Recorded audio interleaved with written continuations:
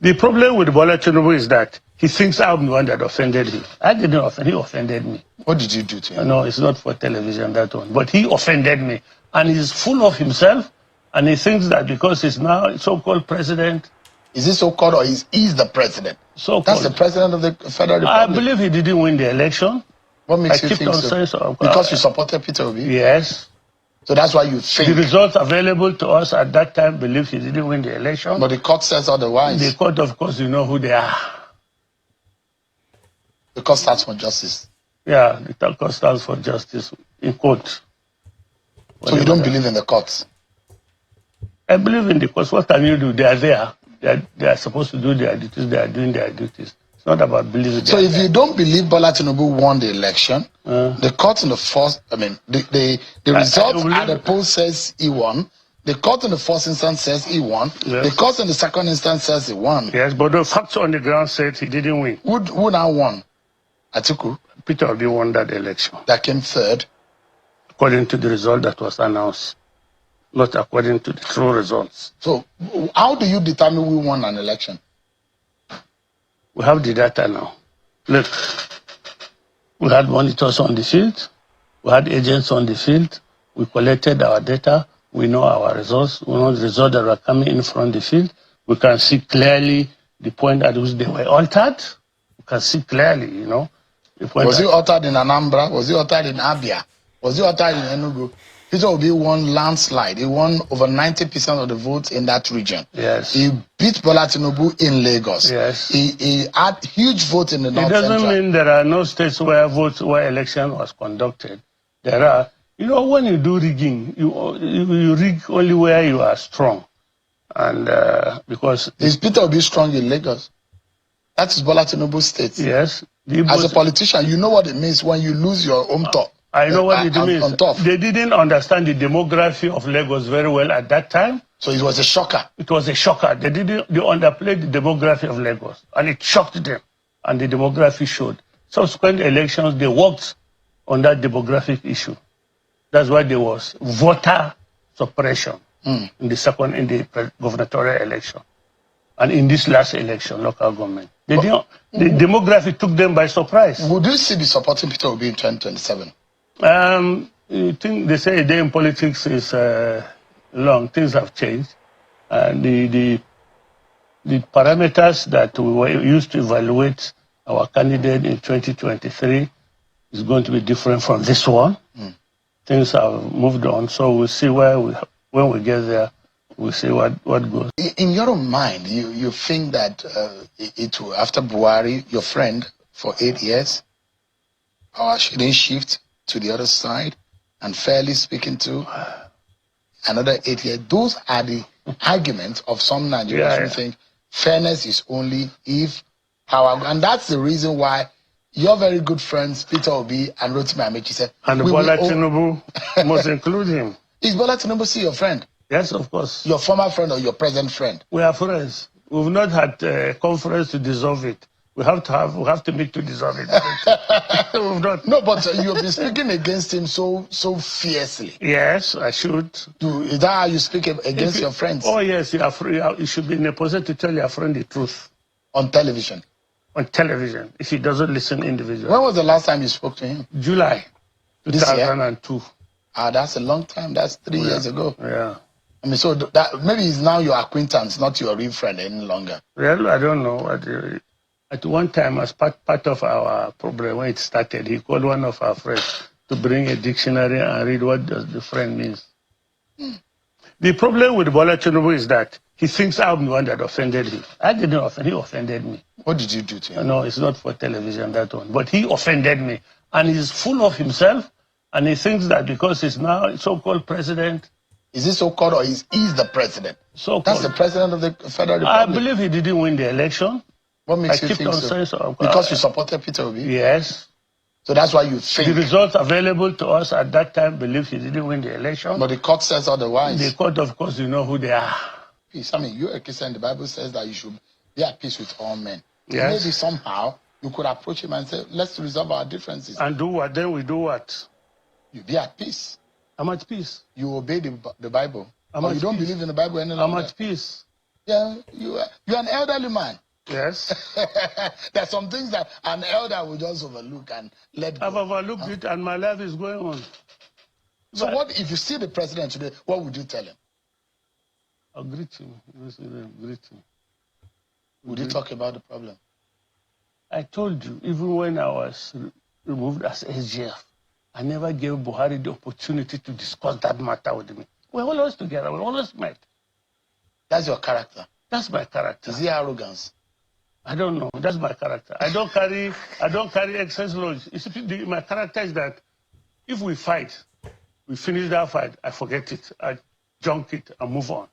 Until another fight comes, I face it. So this your antagonism and criticism of Bola Tinubu is personal? It's not personal.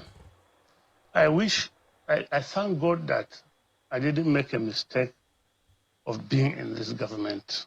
I thank God that he gave me that opportunity at that time to distance myself from that government. I don't know, because if I were in this government, I probably would have been sacked a long time ago, or probably would have been killed, or I probably would have resigned. Why? Because the way they run the government doesn't gel with me. What makes you think? I cannot go to a meeting in which 99% of the participants are Yorubas. I lived in Lagos for a long time. The tendency that they finish the meeting in their language and then I'm just sitting down there. I cannot go in. Is that what operates? Yeah. They are so predominant in the system. They are so predominant in the system. So you're accusing this government and President Bola Tinubu of nepotism. Let me tell you, when we were doing the campaign, after he went to that Lagos and said that thing that he said about Emeloko. That's Ogun State. Yeah, in Ogun State. There was a Bola Tinubu platform in which were participating. And they started insulting Northerners. Northerners are this, Northerners are this, Northerners are this, they are illiterate. So I wrote on that platform, a WhatsApp group. These are the people whose votes we will need. If you antagonize them, we are finished. Then I wrote that.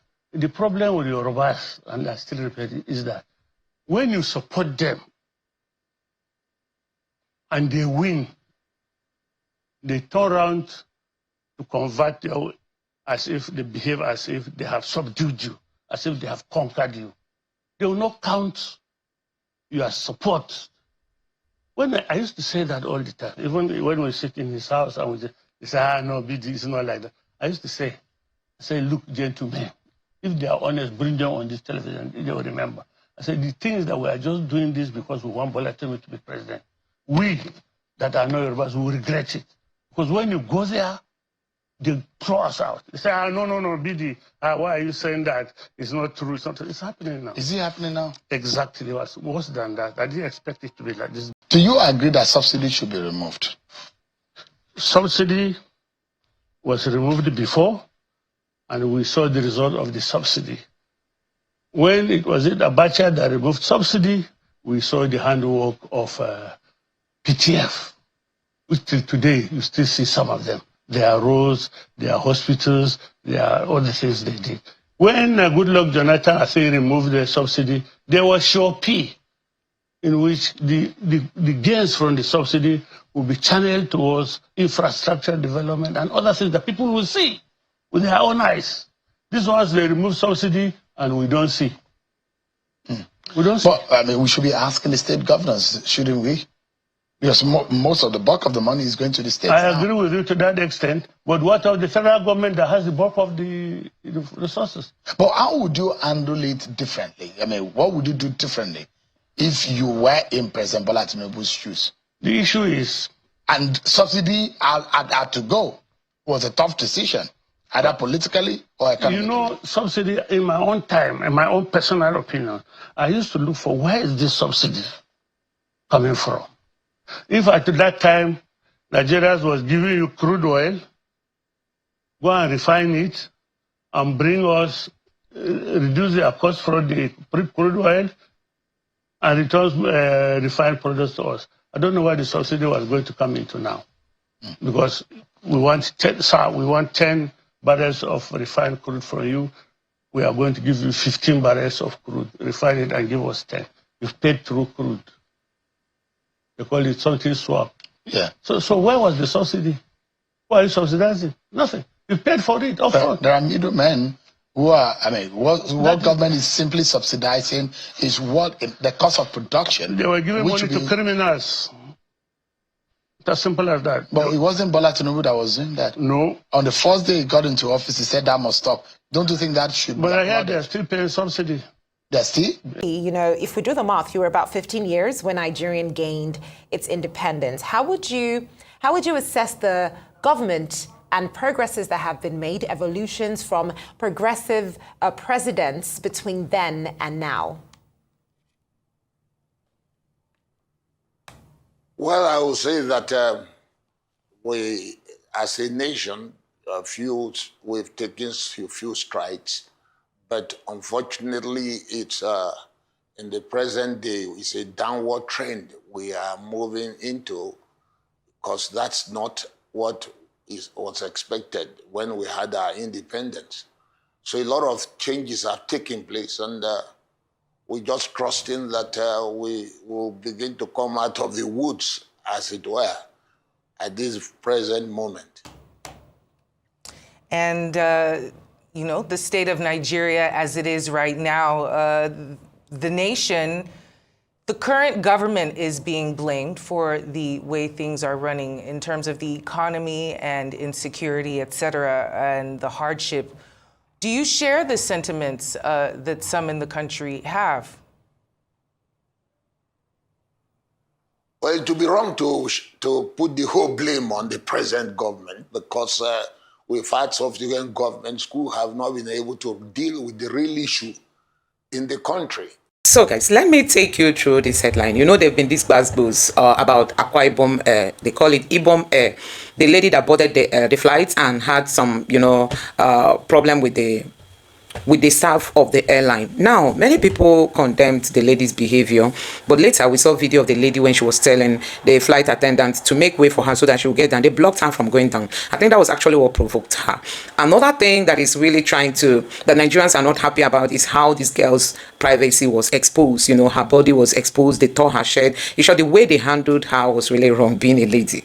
I don't think in the Western world anybody's going to justify that. Being a lady and you were putting on clothes, only your clothes to be torn and your privacy was exposed. Now, this person on Twitter said, I won't fly Ibom Air again. The airline could remove the passenger without dehumanizing her. No matter the offense, exposing the girl's nudity violates her. In a rational society, the airline will face severe consequences. Okay, this guy said this, and many people are agreeing with him, the guy who tweeted this tweet, that in a normal environment, this airline is not going to go free. Now, let me take you, Peter Obi has condemned this, Aisha Yusufu has condemned it, the way selective treatment is being, this is what we saw even under Buhari's government. Tell me how the UAE will send lists of terrorists in Nigeria, those sponsoring them, nobody did anything. Tinubu has come in sitting on that list, nobody's doing that. Sunday, who is agitating for Oduduwa nation, nnamdi Kanu is agitating, nnamdi Kanu is head, Sunday, who is free, and a whole lot, you know. Shawore has once said that if you're an Igbo in this country, there is like a contract meant to suppress the Igbos. Anyway, let's take these reactions. I'm just going to read both what the APC supporters and the obedience and every other normal Nigerian is saying. Now, this person says, Igbo man, always crying more than the bereaved. Must you people always find a way to squeeze yourself into every situation or issue in Nigeria? Can't you live a normal life like every other group in Nigeria? This other person says, in a rational society, at this point, calling it a zoo country is an insult to the actual zoo animals. This person say calling Nigeria a zoo, because like zoo is even more organized than what we are seeing in Nigeria. This person, you see how you guys are ruling over this matter. We have a long way to go as a nation. Because the Ibom Air is lawless and ruthless. Many people are not happy the way they just say, oh, this girl was really helpless. But nevertheless, I still blame her. No matter what, she would have calmed down. You know, she would have calmed down. She's a lady. This person say nobody cares. Another person, you just want trend. Go front. I beg, nobody will notice you didn't fly. This person say, please fly your village air then. Thank you. And another person say too much of copying the West. Now you could do yourself. This person say please fly Chisco. Another person, I agree. This person say please ladies, there is power in your calmness and femininity. Please, stupid game wins stupid prizes. Honestly, I really love this, and that's just what I said, that this lady would have behaved more calmly, knowing she's a lady. I can't just support the way she behaved, but nevertheless, no matter what, you know, tearing a lady's clothes, and you see this office, this security people at the airport, they filmed her, they post it on the social media. Hey, we don't have work ethics or what? There is no rule. There is people do anything. This is why the people will come out to justify that Nigerian politicians don't attend medical, don't get medical attention here because they are scared their information will be leaked. I think it is time you start saying, don't just, you know, expose people like that. Honestly, I think for me, that is just what I have to say. This person say, in as much as I'm not in support of the way she was manhandled, is there a difference? The difference is just the nip that isn't showing here. Okay, this person brought the video, a photo of the girl showing her body and all that, you know. Another person here said, legal action should be taken against Ibom Air, and everyone involved in this wicked act needs to lose their job. Those in that video were not aviation security who were trained for such. It is hard today. It could be any of us tomorrow. I'm sad seeing how she was treated, pained. This person say, Dr. Chinelo was traveling on Abuja Kaduna train when they were attacked by Fulani terrorists and in pain. She had asked Nigerians to pray for her. Instead, she was mocked and she died. Hey. We must investigate the Ibom Air girl issue thoroughly. Nigeria might have happened to her.